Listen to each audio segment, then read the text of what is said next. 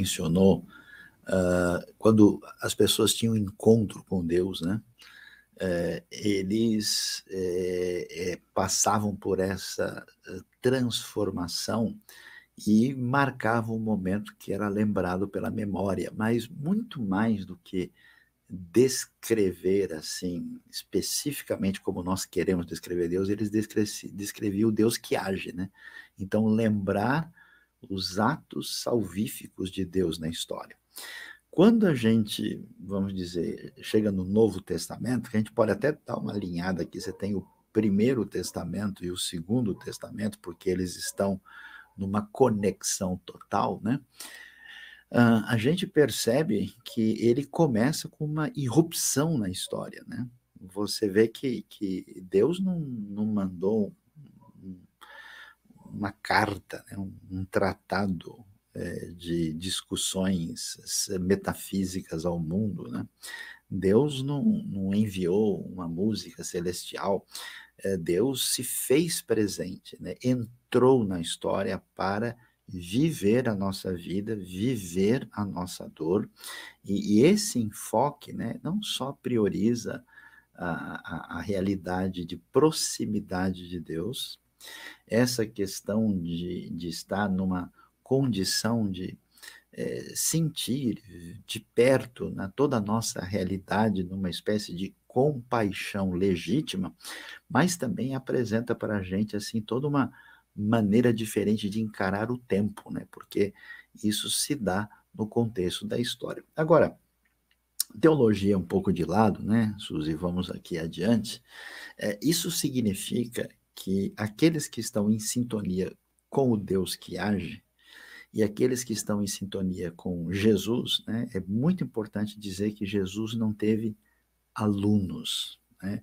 Jesus não teve admiradores, né? Jesus teve discípulos. E ao ter discípulos, isso significa, né, que ele vai dizer, assim como eu fiz, né, vocês devem fazer, né?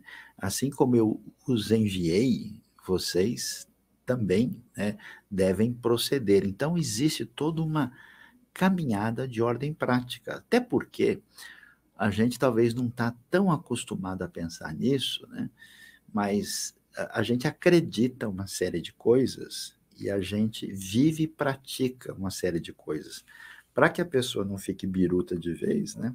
É importante que aquilo que ele acredita e o que ele pratica estejam em sintonia, porque senão ele vai dividir por completo, né? Então, na verdade, tem um ditado meio forte, mas acho que ele faz sentido. Uh, Qual é a parte da Bíblia que a gente acredita? É aquela que entra na nossa vida de maneira prática. O resto, digamos assim, para falar o português claro, é conversa mole para boi dormir, né? Então, nesse sentido, a gente não pode se preocupar só com o que a gente chama de ortodoxia. A gente precisa se preocupar também com ortopraxia, né? E nesse sentido, a maneira de descrever o agir do discípulo de Jesus, ela vai nessas duas direções que você já mencionou. Entender que viver é servir e viver é amar de maneira bastante prática. Agora, se eu não estou enganado, parece que boa parte das comunidades religiosas do mundo, na cristandade de modo geral, tem a seguinte maneira de pensar: olha, eu preciso saber qual é o meu cargo na igreja. Eu preciso ver onde é que eu me encaixo aqui nessa peça, né, dentro desse organograma. E aí, a coisa que levanta uma pergunta para a gente, né, se nós estamos pensando, né, numa estrutura fixa, tipo empresarial, né? Ou pensando numa estrutura administrativa rígida, e talvez a coisa mais complicada, se a gente está achando que os cargos devem ser organizados a partir da importância e da hierarquia do indivíduo dentro da comunidade, a impressão que dá, Suzy, é que precisa ler o Novo Testamento de novo. Jesus deixou bem claro, né, que entre as nações, né, os poderosos dominam uns sobre os outros, né, os que governam fazem isso. Não será assim entre vocês. o maior deve ser o menor, aquele, né, que serve está na posição semelhante à de Jesus. Então, assim, se no fundo, aquilo que a gente hoje chama, né, de, de, de, de cargo importante, né? Às vezes a pessoa fala, mas como é que eu chamo você? De pastor, de professor, de doutor? Não sei, ela tentando achar um nome que seja mais bonito que os outros, né? E é interessante que Paulo costuma se apresentar como servo, né? Como irmão, né? Então eu pergunto, Suzy, vamos lá, será que existe um grupo especial de pessoas na comunidade da fé, assim, que é meio mais que os outros, que faz parte, assim, esse pessoal faz parte da cúpula, né? Traduzindo para o português de hoje, os bambambam, bam, bam, né? Que estão nessa situação lá de cima, e talvez só esses sejam chamados, né? Os outros não são chamados. Alguém um dia falou para mim que uns são chamados, os outros são assobiados. Não sei se isso faz sentido, né, esse negócio. Então, afinal de contas, quem é chamado para servir? É só o pessoal mais top, assim? Precisamos, o pessoal está ligado aqui, acho que eles vão querer saber qual é esse caminho. Sayão, é bem interessante, você estava falando aí da questão dos bambambãs, eu acho que é um bom cargo, hein? Mas eu acho que a cabeça das pessoas vem um pouco formatada dessa nessa questão de hierarquia de poder, né? Não só do mundo da sociedade, enfim, a sociedade exige, né, que você seja uma pessoa de sucesso, uma pessoa. E as pessoas querem trazer esse mesmo ambiente para dentro da comunidade da fé, né? E às vezes a gente fica com um pouquinho de dificuldade, né? A IBNU tem bastante dificuldade com isso, porque o Sayão fala, não me chame de pastor, né? Não tem. Se possível, chamar pelo nome, né? Eu acho que é bom para a gente poder atender, né?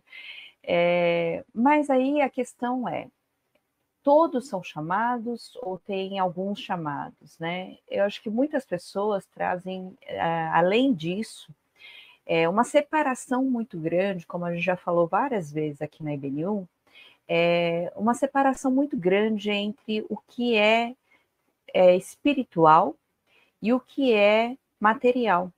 Então, quando você faz essa divisão, causa um problema grave, porque o que eu faço durante a semana é uma coisa, de um jeito, e o que eu faço dentro da comunidade da fé, ou da igreja, como o pessoal está mais acostumado, é de outra forma.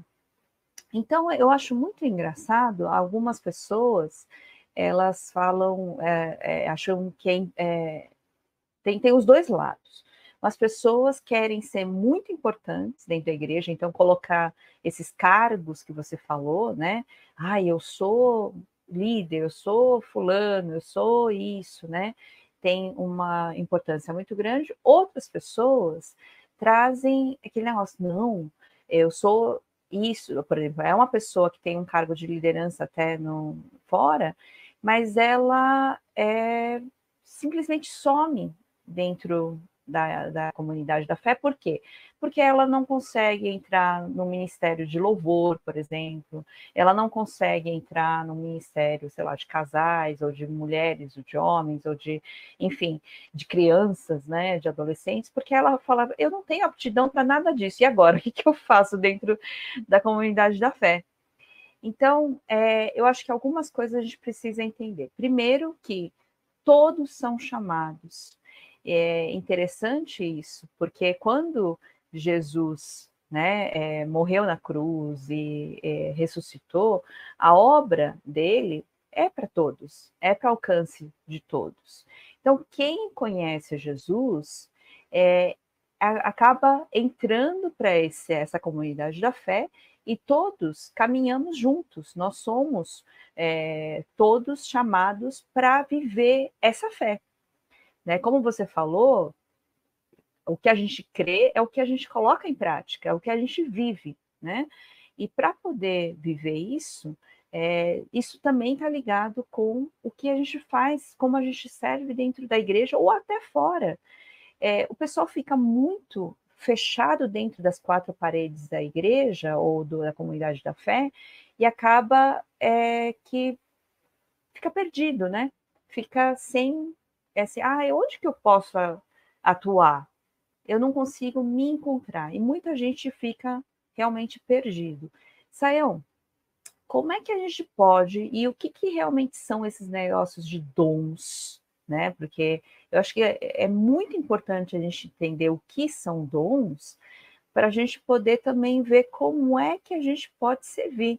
Se não é só dentro da igreja, se não assim, como a gente pode realmente servir. Então, de fato, essa questão ela é extremamente importante, porque muitas pessoas pensam em alguém ser chamado como pessoas, por exemplo, que devem ir para o ministério pastoral, ou que vai ser missionário, ou até mesmo, né, para também ser alguém que vai fazer algum tipo de atividade especial. Em alguns grupos você tem até bispos, outros títulos. Agora, é curioso, né, que essa expressão, chamados no Novo Testamento, não é usado nesse sentido. Quando se usa o texto, fala da nossa vocação, fala nessa questão do chamado que recebemos, é um chamado para a fé, né? Isso não quer dizer que uma pessoa não possa ter um direcionamento de Deus, mas você tocou no ponto mais significativo dessa história, que tem a ver com dons espirituais. E aí, essa questão dos dons, ela abre para a gente um caminho, vamos dizer, um tanto quanto diferente do que muita gente imagina, né? Por quê? Porque quando você pensa numa comunidade da fé com estrutura rígida, né, que ela tem lá uma série de, vamos assim dizer, de cargos e coisas que as pessoas se prevê que elas devem assumir, né? Você não tem o que a gente pode chamar de uma realidade orgânica. E quando você lê o Novo Testamento, não aparece esse tipo de coisa, né? O que você vê é a referência, olha, aparece dons espirituais em Romanos capítulo 12, aparece referência a dons em 1 Coríntios capítulo 12 também, aparece em 1 Pedro, aparece dons assim sendo discutido de maneira detalhada por causa da importância que isso tem nesse ambiente bíblico. E esses dons são o quê? São um redirecionamento que o Espírito Santo dá na vida da pessoa que aceitou a Cristo, fazendo com que o seu talento, o seu potencial seja redirecionado pelo Espírito para servir no corpo de Cristo. Então, as pessoas que de fato são convertidas sempre têm dons. Esses dons são um elemento, algo que abençoa, que preenche a vida da pessoa e que abençoa a vida dos outros e faz parte, vamos dizer, desse organismo, né, que traz toda uma caminhada de crescimento do reino de Deus. E por que isso é tão importante? Porque o próprio apóstolo Paulo, quando vai falar de dons em 1 Coríntios 12, ele fala que nós somos compara com um corpo, né? E é até interessante que ele combate exatamente essa ideia. Escuta, por que você diz que eu sou orelha, eu não sendo do corpo? Por que você diz, né? E onde estaria? Quer dizer que tudo coopera juntamente, age de uma maneira interligada, e que esses dons têm a ver, né, com aquilo que nós somos e com o agir do Espírito, e esses dons provocam a cooperação, né? E aí eu até vou dizer aqui, Suzy, que a gente talvez até vale a pena fazer uma certa distinção, né? Existem dons que a gente pode ver assim que, por exemplo, tem dom de socorro, né? Tem dom de governo, de administração, né? Tem dom de ensino, né? Mas tem dom, por exemplo, de cura, milagres, né? Tem dom de profecia no sentido de trazer uma palavra diretamente da ação do Espírito. Esses dons, 1 Coríntios chama de manifestacionais, eles são distintos, né? São coisas que acontecem de uma maneira específica em certos momentos, diferente do dom de ensino que a pessoa que tem, o tem, e vamos dizer, de maneira permanente, né? Mas a questão fundamental é que, diferente da gente pensar numa estrutura, né? Eu estava vendo até alguns grupos religiosos na Europa, né? Com toda aquela tradição, com as pessoas ocupando cargos e tal. É muito curioso, né? E talvez, me parece, né, que toda essa maneira de organizar as coisas, ela dificulta um pouco essa fluidez da realidade do corpo. Então, olha lá, a pergunta é, como é que se dá o chamado de alguém no reino de Deus? É semelhante ao que Jesus fez com os discípulos. Ele chama para ser seguidor, eles abandonam as redes e passam a seguir. Então, todo mundo é chamado. A segunda coisa é, como é que eu vou servir? O caminho do serviço está ligado ao dom da pessoa. Aquilo que tem a ver com o jeito dela, como Deus a fez e como o Espírito de Deus encaminhou. Então, olha só, onde é que começa, Suzy, a função de alguém dentro da igreja? Qual que é o segredo? Onde é que nasce? Como é que a gente faz? Eu tenho uma pessoa aqui na igreja e ela vai servir onde? O líder diz, ó, você vai fazer isso. Não, olha, o pessoal aqui vai tirar 2 ou 1 e quem ganhar decide o que você faz, né? Como é que se dá esse caminho na direção de alguém, vamos dizer, iniciar um projeto, um ministério com essa questão dos dons? Saiam, se a gente dependesse de um líder, o líder saiu mandar a gente onde a gente tem que agir, a gente estava perdido, né? Porque não existe isso. Eu vou dar um exemplo até antes da gente começar a falar um pouquinho sobre isso.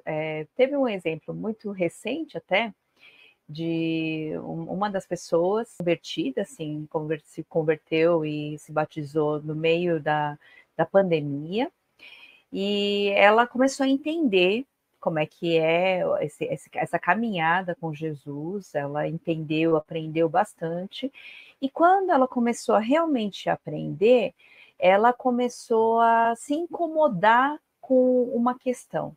Ela falou assim: eu passei tanto tempo, assim, tantas dificuldades para cuidar da minha filha, e eu gostaria de ajudar outras mães a cuidarem dos seus filhos. Então, a gente compartilhar, né, informações, ajudar quando realmente precisar, né, fazer um grupo. E aí surgiu um ministério de apoio materno. Né? Então, esse é um bom exemplo, e assim como outros, né, na IBNU surge assim, ministério o tempo todo, tem surgido os ministérios. Então, a primeira coisa, você falou aí dos diferentes dons, né? Tem esses dons manifestacionais, miraculosos, mas tem esses dons que são ministeriais, que são, na verdade, não é nada diferente do que está ligado aos talentos naturais. Cada pessoa já tem, né?